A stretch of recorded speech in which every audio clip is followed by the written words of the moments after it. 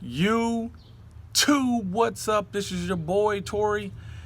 Tori's Talk. Thanks for tuning in. Now tonight, I'm not going to be talking anything regarding the mortgages. I told you Tori's Talk, this channel was going to be about a bunch of different stuff. Now, we all know what's going on in the world right now. First off and foremost, let's just have a moment of silence for the George Floyd family.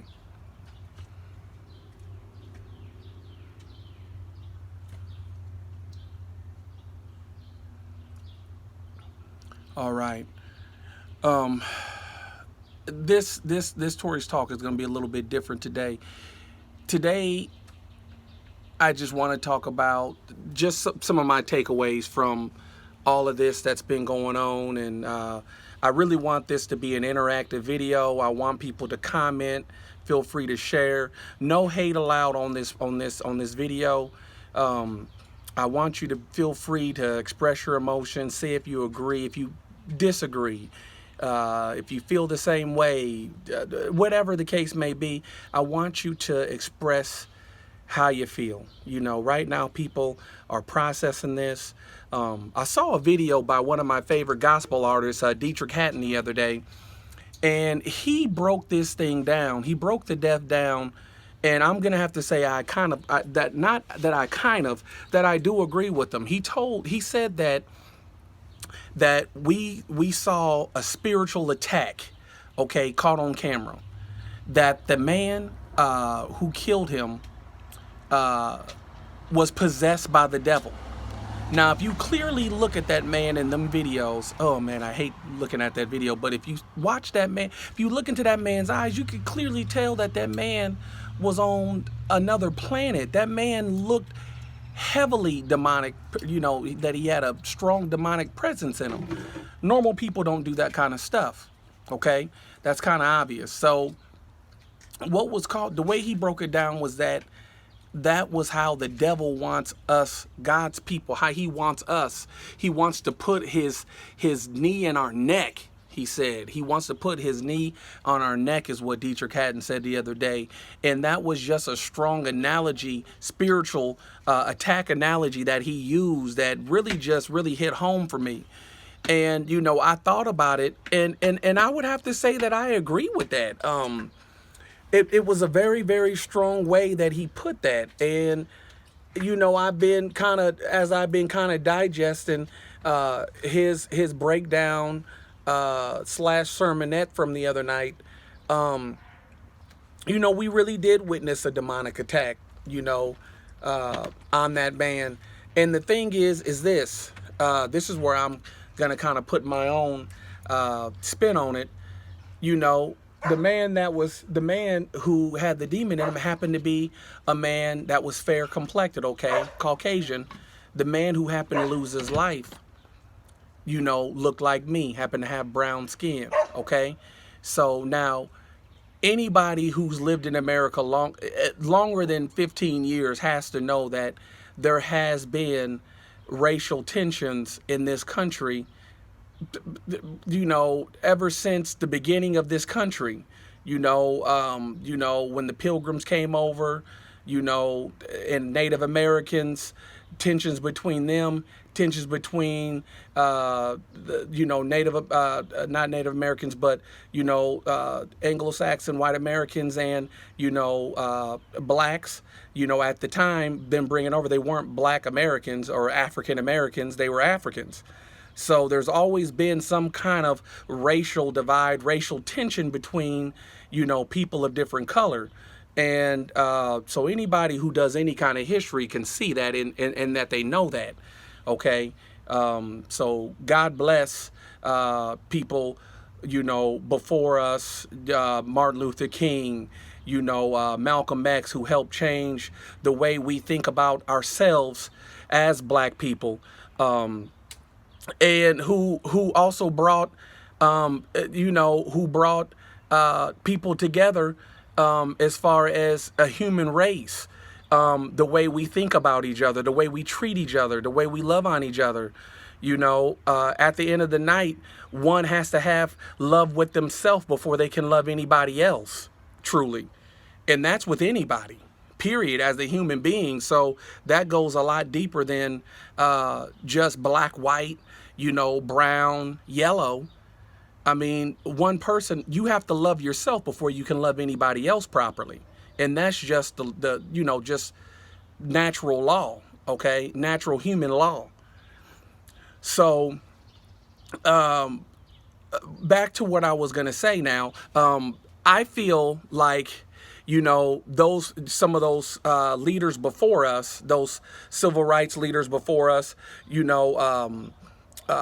Medgar Evers, those guys were like martyrs. Those guys died fighting for the struggle of civil rights and advancement of black people who were not treated fairly, given an equal shot, not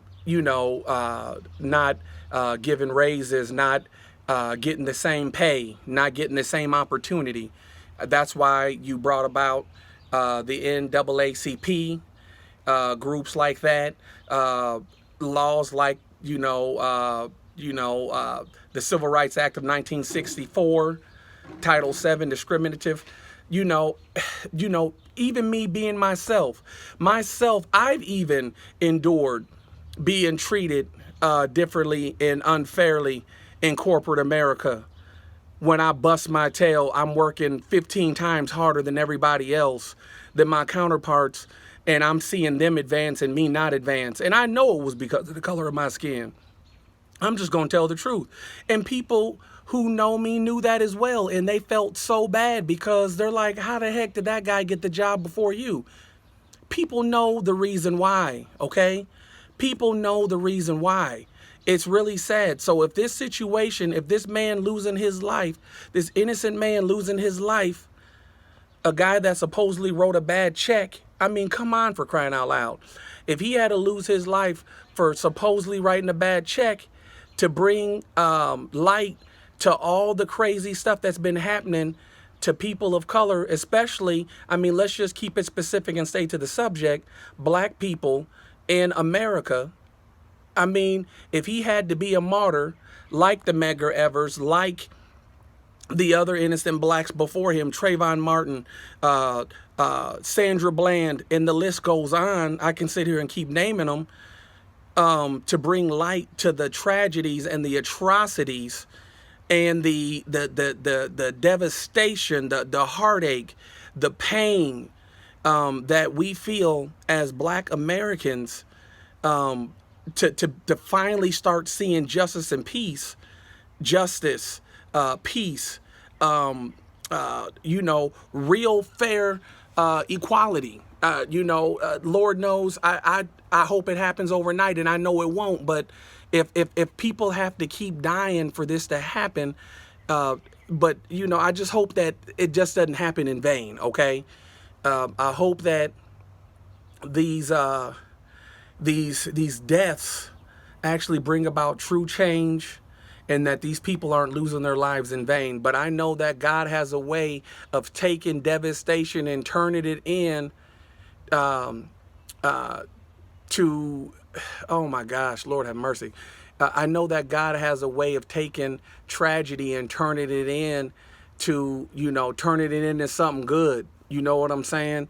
So this is just deep stuff. I just pray that these people, like I said, who've lost their lives, who've sparked a whole nation of protest, peaceful protest. It's a lot of love being shown out there. God bless my white colleagues, my white friends that I grew up with. Lord knows that anybody that knows me knows that I've never been, a person to judge a person of their color. I'm looking straight at their character. Like Martin Luther King said, I'm looking at their character. I'm looking at the way they treat me. So if you watch this video and you have a problem with it, feel free to unfriend me. There's no love lost. I still got love for you. But if you have a problem with this, if you have a problem with this content, please look deep within yourself and ask the Lord to help you. get through whatever you're feeling. But this video should bring some peace. It should bring some serenity to you. There's nothing but love in this video that I'm talking about. I mean, for those of you who haven't walked in a black person's shoes, especially a black male, you know, it's not easy. It's not easy being a black man in 2020. It never has been easy being black, being treated differently, being ridiculed, being called weird names, just all because of your skin color. Like, I had a choice to be black, but I'm a proud black man. But those of you who wonder how I feel about being black, oh, I'm a very proud black man. I wouldn't change it. You know, it is difficult, but you know, God has got me through it. God's going to continue to get me through anything that goes on in this world. And that's what I'm holding to. I'm proud of my family, beautiful children. God is good. Beautiful black woman. God is good. God is real good. I'm continue to praise him. So if you have a problem with that, feel free to unfriend yourself. But if not, just stay strong. My peoples out there, doesn't matter what color you are, I got love for you. Take care of yourself. Stay healthy. Don't loot. Don't steal. Don't break into people's buildings. And just have peaceful protests. Have a good time. Love you. And we'll see you soon. Tory's Talk. Thanks for tuning in.